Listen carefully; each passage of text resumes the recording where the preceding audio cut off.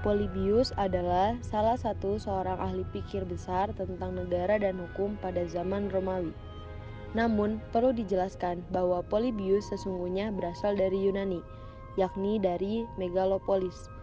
Tetapi, karena hidup dan dipenjarakan pada masa Romawi, maka dengan sendirinya dikelompokkan sebagai pemikir negara dan hukum pada zaman Romawi.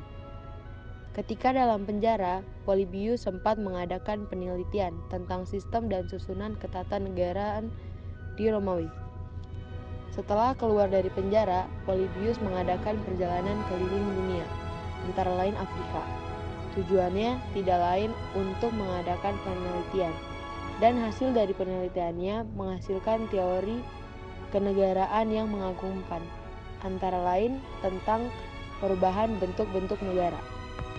Menurut Polybius, bentuk negara atau pemerintahan yang sebenarnya adalah tujuan dari bentuk negara lain yang telah langsung mendahului, dan bentuk negara terakhir yang kemudian akan menjadi sebab dari bentuk negara yang berikutnya.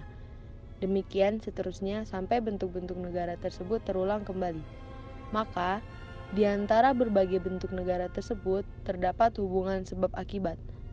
Bentuk-bentuk negara tersebut berubah-ubah sehingga perubahannya merupakan satu lingkaran atau disebut siklus.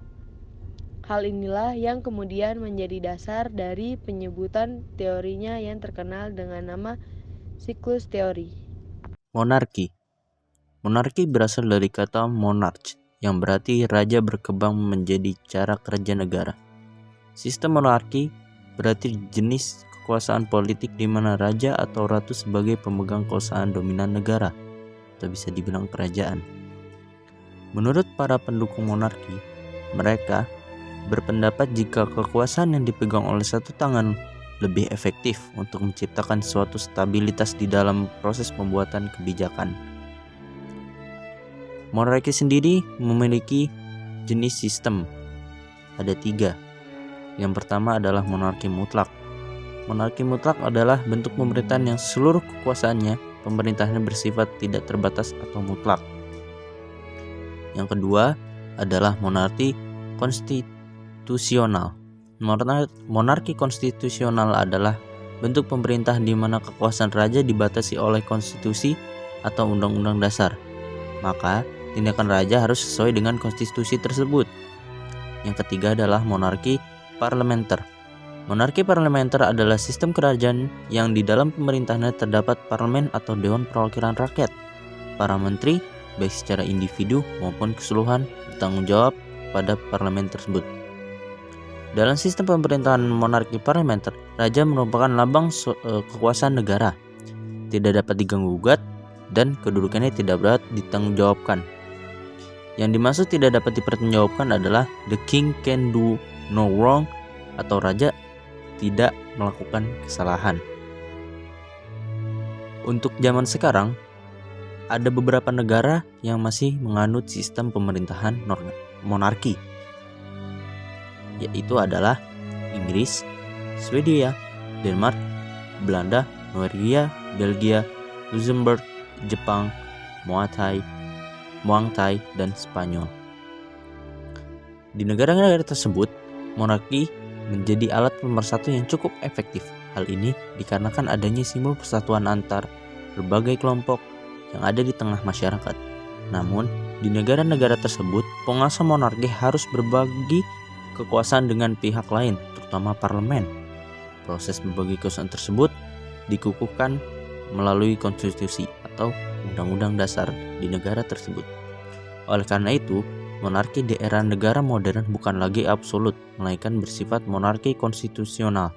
Bahkan kekuasaannya pun bersifat simbolik, yaitu hanya sebagai kepala negara. Dalam suatu negara monarki, pihak yang relatif lebih berkuasa untuk menentukan jalan pemerintahan adalah parlemen, dengan Perdana Menteri sebagai kepala pemerintahannya. Sistem monarki juga diterapkan di Arab Saudi. Negara ini menerapkan raja sebagai kepala negara, sekaligus kepala pemerintahan. Kekuasaan raja tidak dibatasi secara konstitusional. Tidak ada partai politik dan oposisi. Pola kekuasaan sistem monarki di Arab Saudi juga dikenal sebagai dinasti atau pewaris raja adalah keturunannya. 2. tirani. Penguasa negara adalah seorang raja pada saat monarki. Semula melaksanakan kekuasaan untuk kepentingan umum. Tetapi lambat laun keturunan raja tidak melaksanakan pemerintah untuk kepentingan umum, melainkan untuk kepentingan sendiri. Aristokrasia. Aristokrasia diambil dari kata Yunani aristokratia. Aristo yang berarti bes dan kratia rule.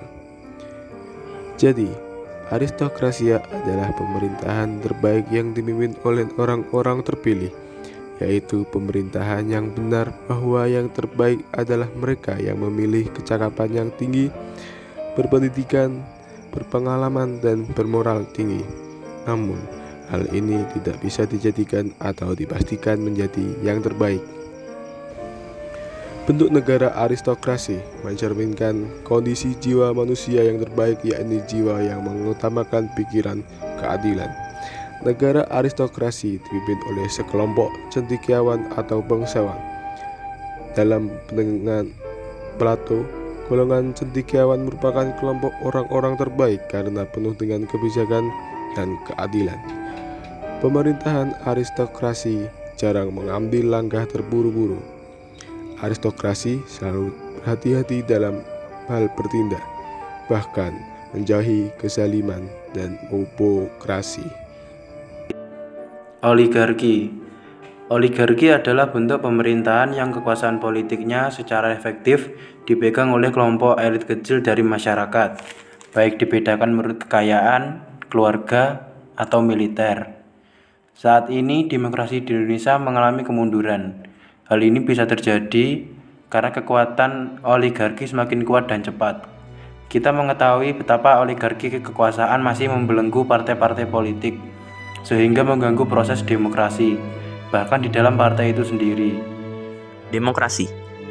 Demokrasi adalah bentuk pemerintahan di mana semua warga negara memiliki hak yang sama pengambilan keputusan yang dapat mengubah hidup mereka. Demokrasi mengizinkan warga negara berpartisipasi baik secara langsung ataupun melalui perwakilan dalam perumusan, pengembangan, dan pembuatan hukum. Demokrasi mencakup kondisi sosial, ekonomi, dan budaya yang memungkinkan adanya praktik kebebasan berpolitik secara bebas dan setara. Demokrasi juga merupakan seperangkat gagasan dan prinsip tentang kebebasan berserta praktik dan prosedurnya. Demokrasi mengandung makna penghargaan terhadap harkat dan martabat manusia. Kata demokrasi berasal dari bahasa Yunani, yaitu demokratia atau kekuasaan rakyat, yang terbentuk dari demos yang artinya rakyat dan kratos yang artinya kekuatan atau kekuasaan. Pada intinya, sistem pemerintahan demokrasi ini sangat berbeda dengan sistem pemerintahan monarki atau sistem pemerintahan yang lainnya, karena sistem pemerintahan demokrasi ini bersifat terbuka, atau semua rakyat, semua makhluk hidup yang hidup di suatu negara berhak untuk memilih kebebasannya dalam berpolitik maupun perumusan, pembangunan, dan pembuatan hukum. Ohlokrasi. Semua sistem pemerintahan demokrasi berjalan dengan sangat amat baik, melaksanakan pemerintahan demi kepentingan umum dan menghargai perbedaan pendapat serta kebebasan dalam berpendapat atau bersuara. Namun, lambat laun kebebasan tidak lagi ada harganya. Menurut mereka, kebebasan adalah hal yang sangat amat biasa. Bahkan mereka ingin bebas dari peraturan pemerintah. Lalu timbul kekacauan, korupsi merajalela, mereka bebas berbuat sesuka hati. Masing-masing individu ingin memerintah dan mengatur derajat demokrasi menjadi turun-temurun. Lalu, sistem pemerintahan ohlokrasi berubah menjadi sistem pemerintahan monarki kembali.